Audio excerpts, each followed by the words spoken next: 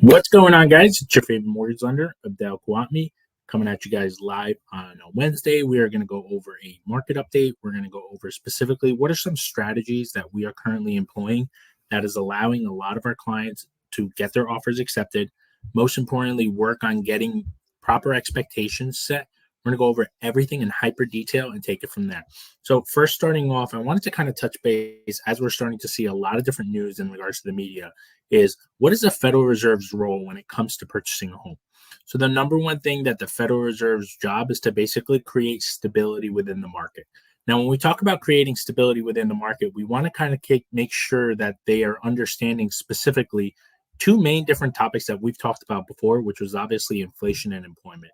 It starts to become redundant as we start talking about this, but what happened last week when we talked about the CPI report with inflation, the consumer price index, it really threw a massive curveball in regards to where we were at, right? Interest rates were slowly kind of teetering and going down, going up, going down, but they were consistently on a downward trend. And then we got the inflation data that kind of threw a massive curveball with everything, which of course allowed things to kind of shift. The week before that, we got the BLS report, Bureau of Labor Statistics. That kind of came in a little bit slightly, higher than expectations over, I believe it was 300,000. We were expecting about 200,000. So those are the critical items that we want to make sure that we're explaining, most importantly, and getting a firm understanding, monitoring the number of people that are going to be potentially going on unemployment. Continuing jobless claims continues to go up, right? People are having a difficult time after they have applied for unemployment to find new jobs. Okay, so that is something that we want to kind of monitor very closely. And then, as I mentioned with the CPI report, it threw a huge curveball last week, right? Interest rates were trickling a little down, right?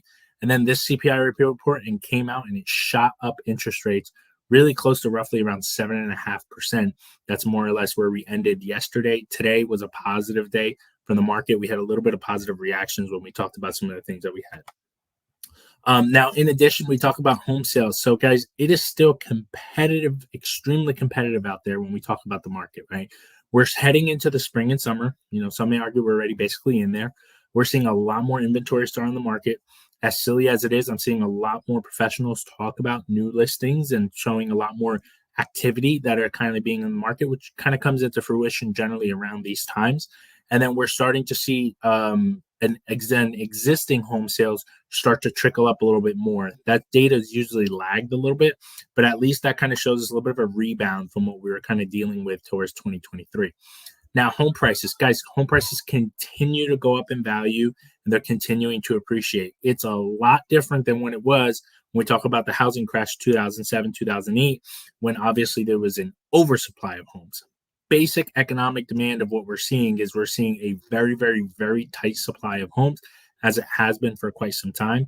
Although we're still seeing a little bit of an affordability concern when we talk about purchasing a home, when we talk about clients getting their offers accepted, we are still simultaneously seeing multiple offers.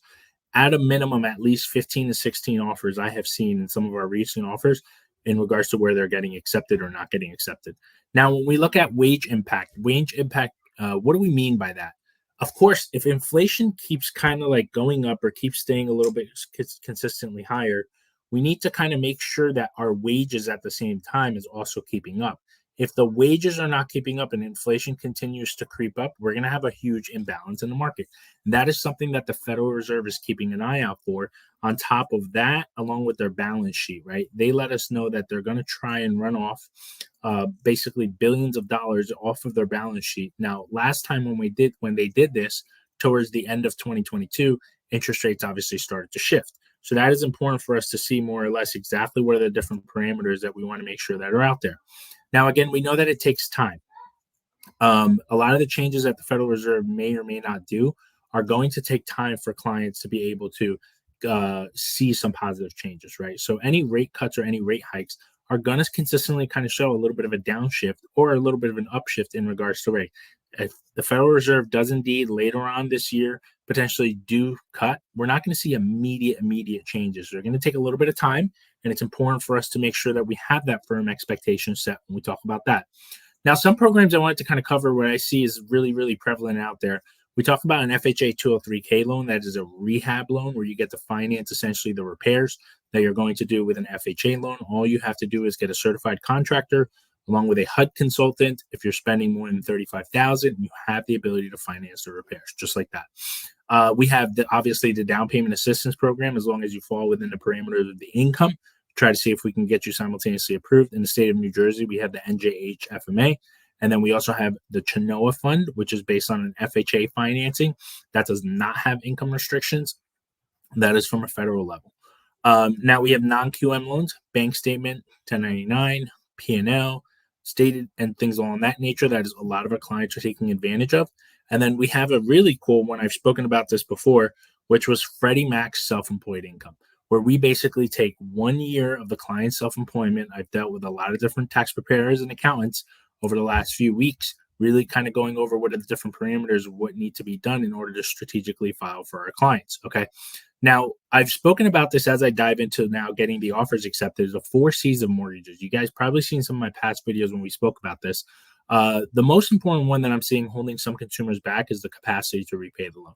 Before I jumped on the call, I had another consultation with a client of mine who was looking to go a little bit more than what she was pre-approved for. She was pre-approved for a multifamily home, looking at 550. She's looking currently in Yonkers, New York. Again, the expectation was a little too high for her from what she could potentially afford. She wanted to see if she can get a higher amount at 700. Immediately, I told her that we would need to look into avenues of co-signers, and that's what she's simultaneously doing, looking to get the family member involved. So capacity to repay is big. Obviously, the capital, where's the money coming from? Collateral, does the house actually fit within the parameter of what we're looking for? And then the last thing is the credit, right? Now, when we want to get the offers accepted, what I wanted to talk about right now, these are the strategies, guys, that we're implementing with our clients day in, day out that is allowing their offers to get accepted. The first thing is if we're going to talk about the inspection contingency along with the appraisal contingency. In this hyper-competitive market, and it's been like this for quite some time, waiving the appraisal and limiting the inspections, or limiting the inspections and limiting the appraisal with an appraisal gap, are by far the 2 most prevalent items that I find that clients are taking advantage of and utilizing those tactics in order to get there.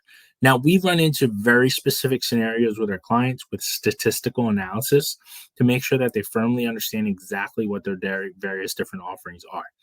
Now, when we talk about larger upfront deposits, if a client is looking to put 10% down, I will sometimes recommend them, along with their agent, that we place that entire 10% down upfront for the client in an effort for them to stand out, show more skin in the game, and actually get their offer simultaneously accepted.